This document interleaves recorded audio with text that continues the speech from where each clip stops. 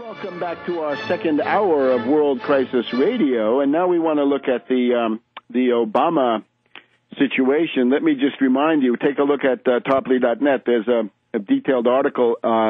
You've got calls to dump Obama now appearing on Fire Dog Lake.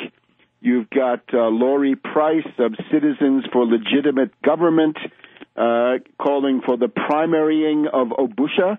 Primary Obusha, meaning having a primary opponent for Obama in the Democratic presidential primaries. We've got a poll from before the election showing that 47% of Democrats would welcome and support a primary challenge to Obama. And now that was all before Obama's latest preventive capitulation. Obama's treachery knows no bounds. He's now in favor of tax cuts for the rich. He of budget austerity and sacrifice and all this, we're expected to keep the Bush tax cuts for the rich as part of Obama's political strategy. That is what Axelrod has suggested, and this is the typical thing. We've seen this before on the public option and any number of other issues. This is the Obama strategy of cowardice and capitulation. Now, that's the tax issue. Then you're going to have the betrayal on Afghanistan, right? Remember, Obama said he's going to start a withdrawal in July of next year. That is now looking very, very unlikely. It looks like endless war with the Tea Party fanatics and reactionary Republican warmongers coming into the House of Representatives. And you've also got this whole question of the Austerity Commission, sellouts on Medicare, Social Security, the tax code, all designed to shift the cost of the Depression off the backs of the financiers who created it and onto the backs of the middle class. But, of course, in the middle of all this, is what Obama's doing completely illegal? Let's go and ask Phil Berg in Philadelphia, right, the lawyer who first raised the issue of Obama's qualifications at the Supreme Court in August of 2008. Welcome, Phil. My pleasure to be on. Several things are ongoing right now. I don't know if your listeners caught it. If not, I put out a press release, which can be seen on my website, which is obamacrimes.com, and that's the introduction of Obama in India. Obama was speaking last week to CEOs in Mumbai, India, and Spice Jet founder, I can't get the name, Casagra.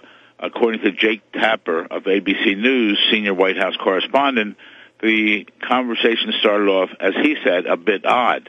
I don't think it was odd. I think it's to the point. Real quick, I can say Mr. Casagra said, "Thank you.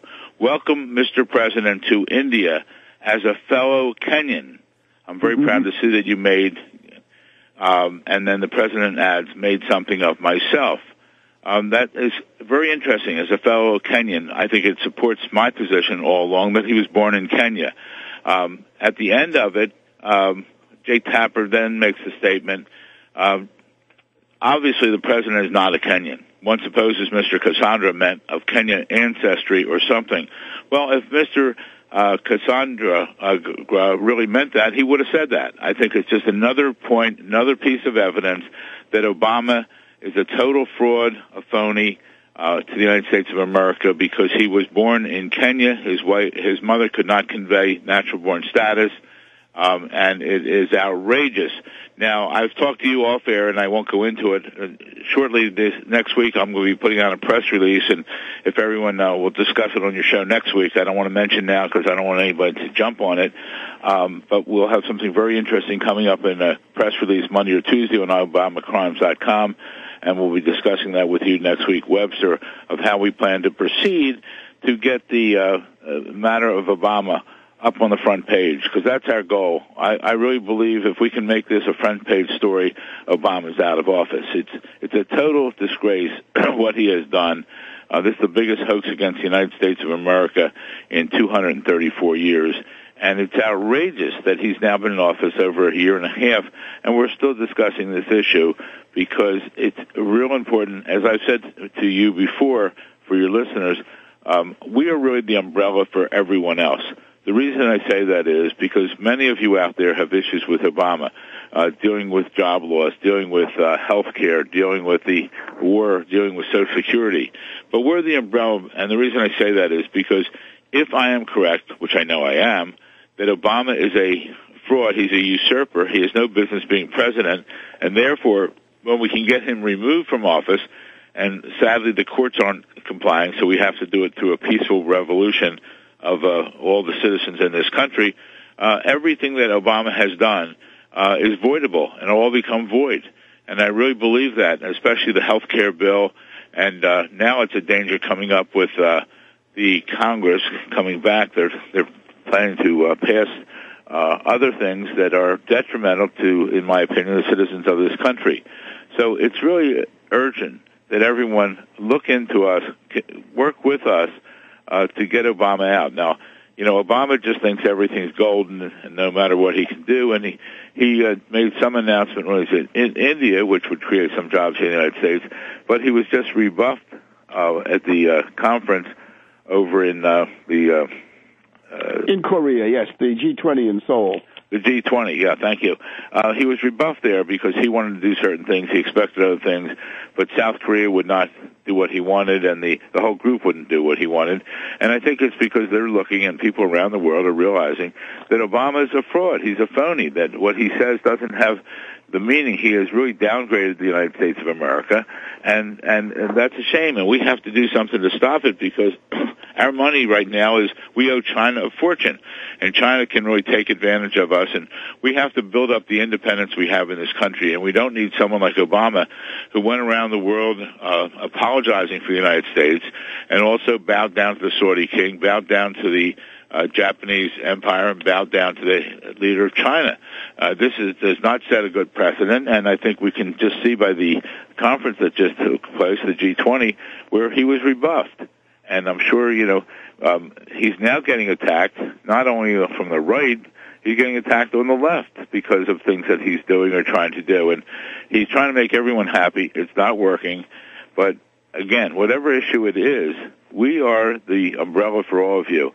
It's vital you join in with us. It's vital that you spread the word of, you know, when you're off air, to spread the word of ObamaCrimes.com, OBAMACRIMES.com, ObamaCrimes.com, because we have all the information there.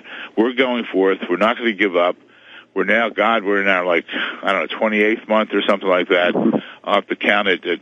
It's just, and we're going to keep going. It's costing us whatever you can do. We had a rally in Washington, D.C.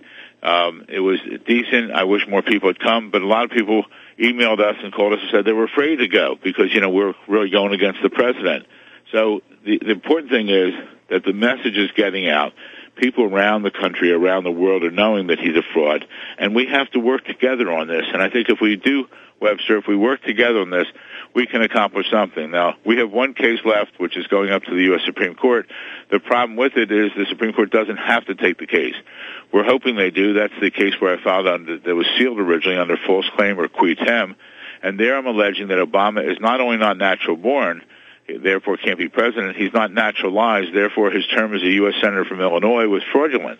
And this is crucial, and the crucial part of that is that type case, a false claims or qui tem case, has already been up to the U.S. Supreme Court, who has decided that the person bringing that action, in this case me, has standing.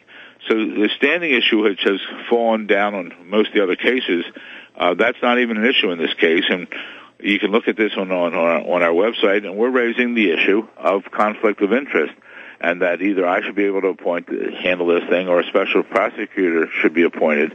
So we're going to keep going on this. We're going to keep pressing the issue because it's vital.